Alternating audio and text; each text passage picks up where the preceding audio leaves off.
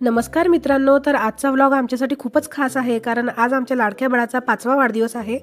आज माझा अधिराज 5 वर्षाचा पूर्ण झालेला आहे. हे 5 वर्ष कसे गेले हे काहीच कळालं नाही.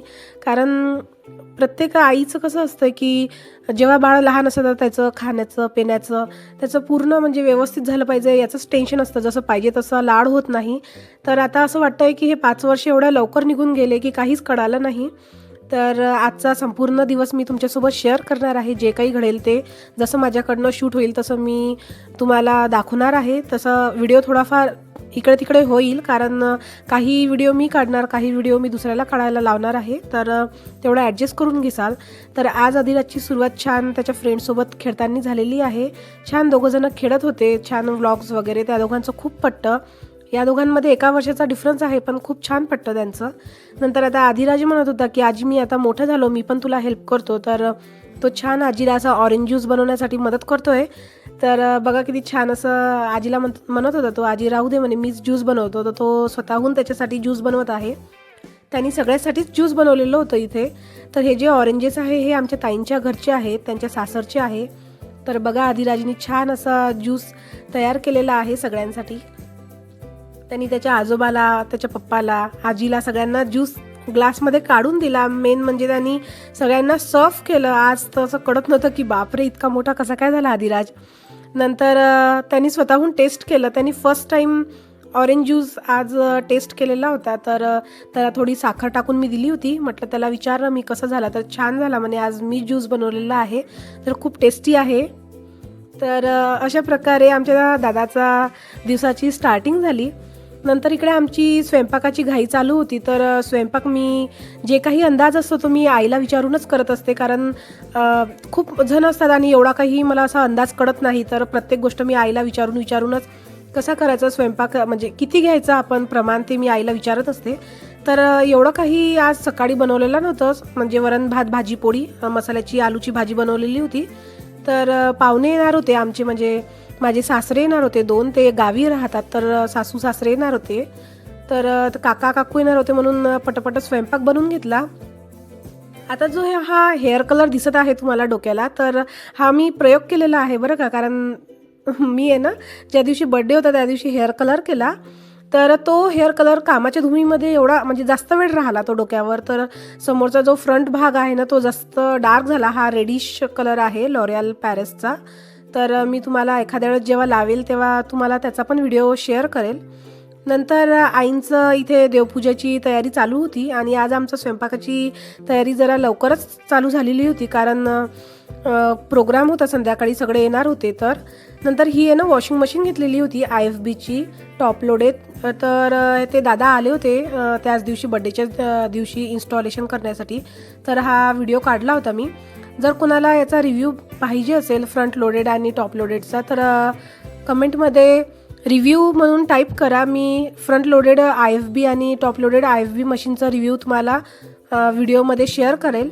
नंतर हे बघा अधिराजनी आहे ना पूर्ण पसारा काढून ठेवलेला होता. म्हणजे ज्या काही जुन्या वस्तू होत्या अशा कबडमध्ये ठेवलेल्या त्या सगळ्या काढून अशा पूर्ण बेडवर पसरून ठेवलेलं होतं. तर आमच्या मायलेकांचं ते आवरणं सुरू होतं.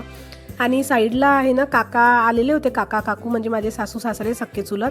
तर त्यांचं जेवण चालू होतं. नंतर आम्ही जेवण वगैरे केलं आणि छान असं फोटोशूट करायला गेलो. तर छान एका गार्डनमध्ये आम्ही प्री बर्थडे फोटोशूट केला. खूप छान असा फोटोशूट केला दादांनी आमचा. नंतर संध्याकाळी आम्ही छान तयारी केली आणि बड्डेची स्टार्टिंग झाली. तर स्टार्टिंगचा व्हिडिओ एवढा काढणं झाला नाही. तर हा एका छोट्या मुलींनी व्हिडिओ काढलेला आहे.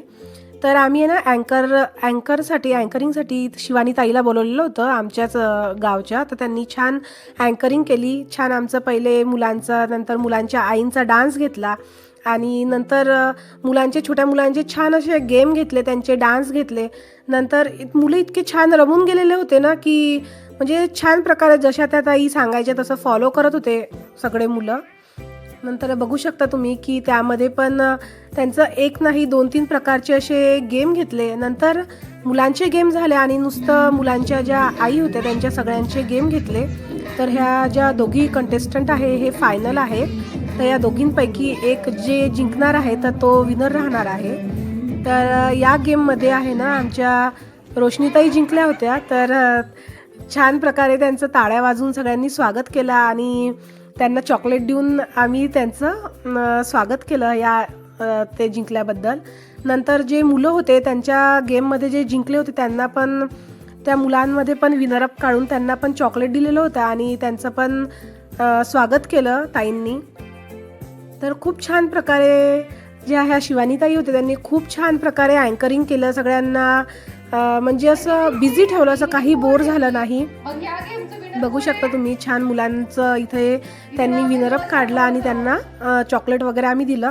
आता फर्स्ट बर्थडे अधिराजचा आहे ना, थोडा मोठा केलेला होता आम्ही मंगल कार्यालयामध्ये, तर यावेळेस एवढा मोठा करायचा नव्हता. तर आम्ही आमच्याच कॉलनीमध्ये एक मंदिर आहे, छान खूप मोठं मंदिर आहे, तिथेच आम्ही 100 लोकांचा जवळजवळ बर्थडे सेलिब्रेट केला. नंतर इथे अधिराजचं म्हणजे अक्षगन करायचं होतं, तर आम्ही लहान मुलांना समोर बोलवलं, त्यांच्यासोबत फोटो काढले आणि अक्षगन चालू केलं. तर सगळ्यात पहिले आईबाबांनी अधिराजला ओवाळून घेतलं. नंतर आम्ही 4-5 जणींनी, अधिराजच्या पप्पांनी वगैरे आम्ही सगळ्यांनी त्याला ओवाळलं, त्याला विशेष दिलं. नंतर छान असा बड्डे केक कटिंग झाला. शिवानीताईंनी अधिराजच्या बड्डेला छान सॉन्ग म्हटलं, बड्डे सॉन्ग, त्याला विशेष दिले छान. सगळ्यांकडून पण विशेष म्हणून घेतल्या, तर खूप छान वाटलं त्यांचं अँकरिंग. जर मूर्तिजापूरमध्ये कोणाला हवे असलेच तर तुम्ही यांना नक्कीच बोलवू शकता, शिवानीताईंना.